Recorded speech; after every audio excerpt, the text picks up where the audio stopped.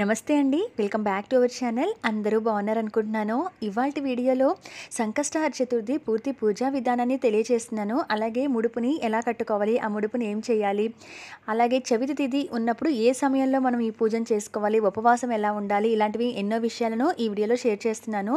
అలాగే ముడుపు గురించి అడిగిన కొన్ని సందేహాలను కూడా ఈ వీడియోలో క్లారిటీ అనేది ఇస్తానండి. వీడియోని ఎక్కడ స్కిప్ చేయకుండా చూడటానికైతే ట్రై చేయండి. ఇంకా మీకు ఏదైనా డౌట్ ఉంటే కనుక వీడియో చూశాక కింద కామెంట్ సెక్షన్లో తెలియజేయండి. నేను తప్పకుండా క్లారిటీ అనేగా రిప్లై అనేది ఇస్తాను. అయితే మనకి సంకష్ట చతుర్థి అనేది ఎటువంటి సంకటాలున్నా కూడా, అంటే ఎటువంటి మనకి కష్టాలున్నా కూడా స్వామివారు తొలగింపచేస్తారు. అటువంటి కష్టాలను పోగొట్టే వ్రతమే సంకష్ట చతుర్థి వ్రతం.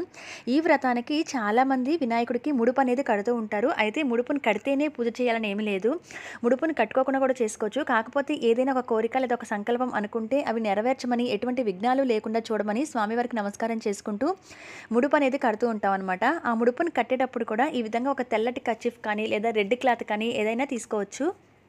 పసుపు జాకెట్ ముక్కైనా తీసుకోవచ్చు. వైట్ తీసుకుంటే కనుక మీరు ఈ విధంగా వాటర్లో పసుపు అయితే వేసుకొని కొంచెం జవ్వాది పౌడర్ కూడా వేసుకున్న తర్వాత దీంట్లోకి ఆ క్లాత్ అనేది పూర్తిగా పసుపు అంటేలాగా ఆ క్లాత్ని పూర్తిగా డిప్ చేయండి. ఎందుకంటే వైట్ క్లాత్ కాబట్టి ఎక్కడా కూడా తడి పొడిగా సగం ఉండి సగం లేకుండా అలా ఉండకూడదు. పూర్తిగా పసుపు అనేది ఆ క్లాత్కి అంటాలన్నమాట. పసుపు శుభానికి సూచికగా చెప్తాం కదా, ఆ పసుపుతో పూర్తిగా ఈ క్లాత్ని తడిపేసి మనం ఆరబెట్టుకోవాలి. ఇవి మనం రేపు ఒకవేళ ముడుపు కట్టుకుంటున్నాము సంకష్ట చతుర్థికి అని అంటే ముందు రోజు కానీ స్నానం చేసిన తర్వాత శుచిగా ఉన్నప్పుడు ఈ క్లాత్ని కూడా ఈ విధంగా మనం తడిపేసి ఆరబెట్టేసుకోవచ్చు. ఇదిగోండి ఇక్కడ ఈ విధంగా ఆరేసాను కదా, ఈ విధంగా ఆరేసుకుంటే క్లాత్ బాగా డ్రై అయిపోవాలి. ఎందుకంటే దీంట్లో మనము బియ్యం వేసి కడుతున్నప్పుడు తడి ఉంటే కనుక బియ్యం పాడైపోయే అవకాశం అనేది ఉంటుందన్నమాట. అందుకని చెప్పి పూర్తిగా పొడిగా ఈ విధంగా ఆరిపోవాలి. అలాగే స్వామివారికి ఉండ్రాళ్ళు అనేవి మహాప్రీతి కాబట్టి అవి కూడా నైవేద్యం పెడితే చాలా మంచిది. ఇక ముందుగా స్వామివారికి పూజకి ముడుపు ఎప్పుడు కట్టుకోవాలో చూద్దాము. కొంతమంది ముడుపుని ఉదయం కట్టి సాయంత్రానికి ఇప్పతీసేస్తుంటారు పూజ చేసే సమయానికి. కానీ మేము మాత్రం పూజ ఎప్పుడైతే చేస్తున్నామో ఆ టైంకే ముడుపు అనేది కడతాము. ఎన్ని నెలలు అయితే అనుకుంటున్నామో అన్ని నెలలు కూడా ఇదే ముడుపుగా పూజ చేస్తూ ఉంటాం అన్నమాట. ఎందుకంటే ముడుపు ఒక కోరిక అనుకున్నాక కట్టేది కాబట్టి అలా మనకి ఆ కోరిక తీరే వరకు, లేదా స్వామివారికి ఎన్ని నెలలు అయితే పూజ చేస్తున్నాం అనుకుంటున్నామో అన్ని నెలల వరకు కూడా ఈ ముడుపుని అలానే ఉంచుకుంటేనే మంచిది.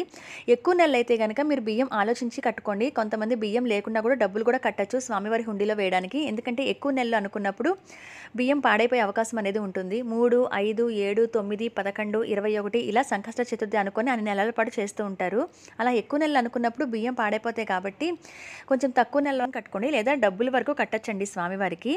ఇక్కడైతే 3 దోసెలు కానీ లేదా 3 గుప్పిళ్ళు కానీ బియ్యం వేసి సరిపోతుంది. అలాగే క్లాత్కి మొదటగా 4 అంచులా కూడా గంధం బొట్లు మళ్ళీ పెట్టిన తర్వాత ఈ విధంగా 3 గుప్పిళ్ళు లేదా 3 దోసెలు బియ్యం పోసి 2 గుండు వక్కలు పెట్టి మీరు ఎంతైతే స్వామివారికి హుండీలో దక్షిణ వేయదలుచుకున్నారో మీ స్తోమతకు తగ్గట్టుగా అంత డబ్బులు కూడా స్వామివారికి పెట్టండి. ఇవి 11 రూపాయల దగ్గర నుంచి మనం 21, 101 రూపాయి, 51 రూపాయి ఇలా మీ స్తోమతకు తగ్గట్టుగా మీరు ఎంతైనా పెట్టుకోవచ్చు.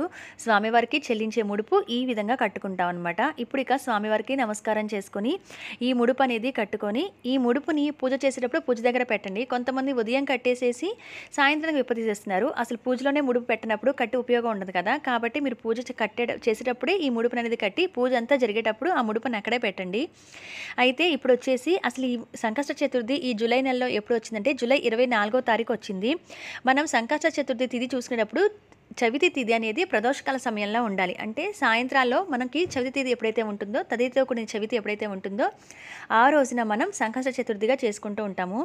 మనకి 24వ తారీఖు బుధవారం ఉదయం 10:42 నుంచి చవితి తిథి అనేది వచ్చేసింది.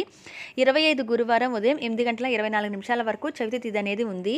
అయితే మనకి సాయంత్రం ప్రదోషకాల సమయంలో ఏ రోజున ఉంది తదితో కూడిన చవితి అంటే బుధవారం జూలై 24వ తారీఖు మనకు ఉందన్నమాట. కాబట్టి ఈ నెల మనం 24వ తారీఖు ఈ సంకష్ట చతుర్థి పూజను చేసుకోవాలి.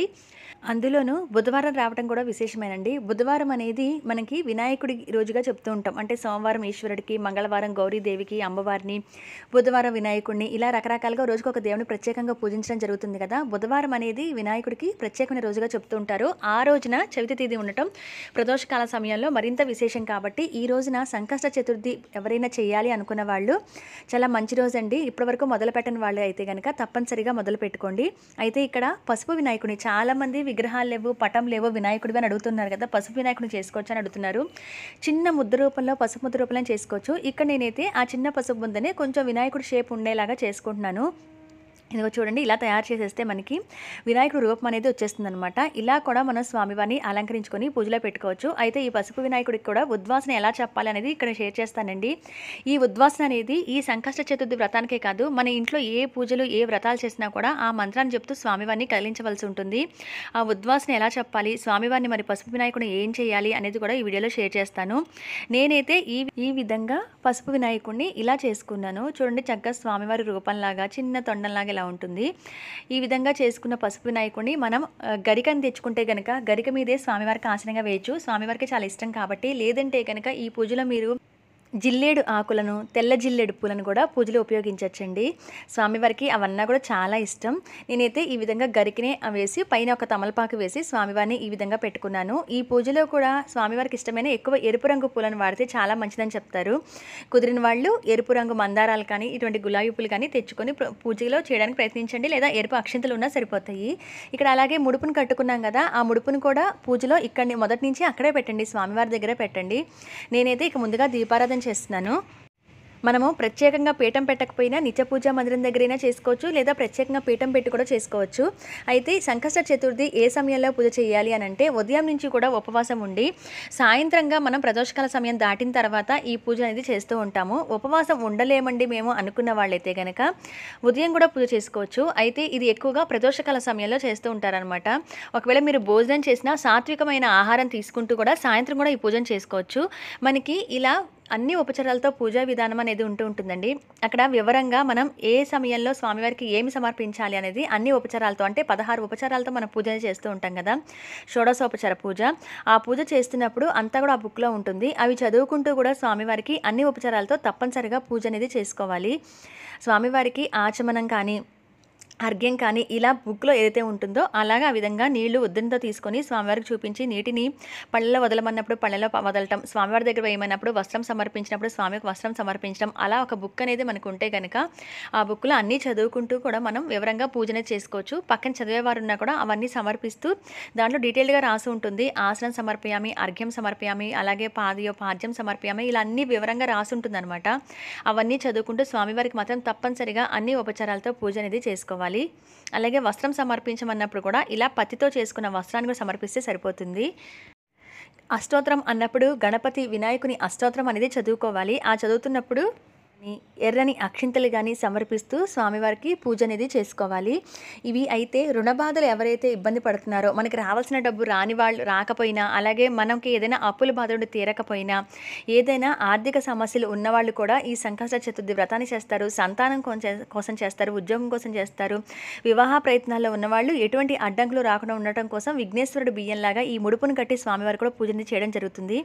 ఏ కష్టమైనా సరే మనకి సంకష్ట హరిచతుర్థి అంటే కష్టాలను హరించే వ్రతం కాబట్టి దీనిని ప్రతి ఒక్కరు కూడా చిన్న పెద్ద తేడా అనేది లేకుండా, ఆడ మగ అనేది తేడా లేకుండా ప్రతి ఒక్కరు చేసుకోవచ్చు. ఇదిగోండి, ఇక్కడ రుణవిమోచన శ్రీ గణేశ స్తోత్రం అని ఉంది కదా, అప్పులు తీరుటకు. అలాగే మనకు రావాల్సిన డబ్బులు రాకపోయినా అటువంటి ఇబ్బందులతో బాధపడుతున్న వాళ్ళు కూడా చేయొచ్చు. అయితే ఈరోజు తప్పనిసరిగా సంకటనాశన గణేశ స్తోత్రాన్ని, ఈ రుణ విమోచన గణేశ స్తోత్రం కూడా చదివితే చాలా మంచిది. ఆర్థిక వృద్ధి జరుగుతుంది. అంటే మనకి ఎటువంటి ధన సమస్యలు, అంటే అప్పుల బాధలు కానీ, అలాగే ధనానికి సంబంధించి డబ్బుకు సంబంధించి బాధలు కానీ లేకుండా ఉండటం కోసం కూడా ఈ సంకష్ట చతుర్థి చేసుకోవచ్చు.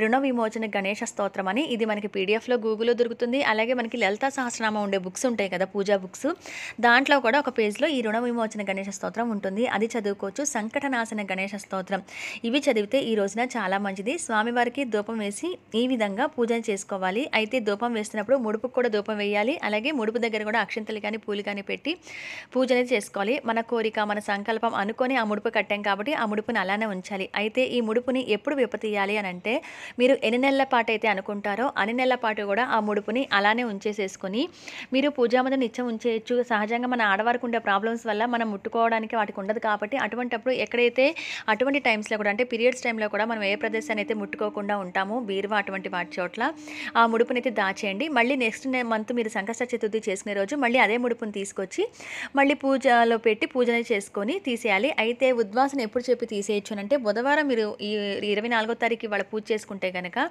గురువారం ఉదయం మరొకసారి స్వామివారికి దీపారాధన చేసి పండుగనేది నైవేద్యం పెట్టి ఈ విధంగా అటుకులు, బెల్లం ఇటువంటివి నైవేద్యం పెట్టి గురువారం ఉదయం కదిలించేయచ్చు. అయితే సంకష్ట చతుర్థి వ్రతం అనేది కథ కూడా ఉంటుంది. ఆ కథ తప్పనిసరిగా చదువుకొని అక్షింతలు వేసుకోవాలి.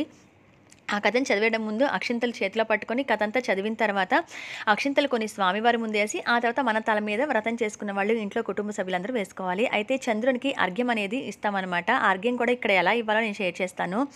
ఆ అర్ఘ్యం ఇచ్చి అప్పుడు ఇంట్లోకి వచ్చి నమస్కారం చేసుకొని ఉపవాసం విడిచి మనం భోజనం అనేది చెయ్యొచ్చు.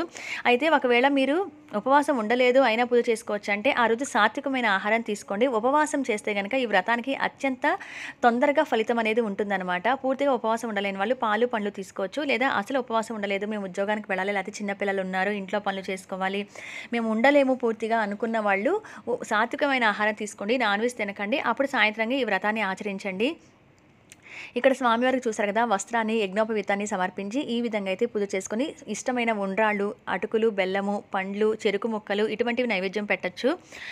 సాయంత్రం పూట మనం సంకష్ట చతుర్థి వ్రతం చేసుకున్న తర్వాత చంద్రుడికి అర్ఘ్యం ఇస్తాము. ఇక్కడ అర్ఘ్యం ఎలా ఇవ్వాలో చూపిస్తున్నాను చూడండి.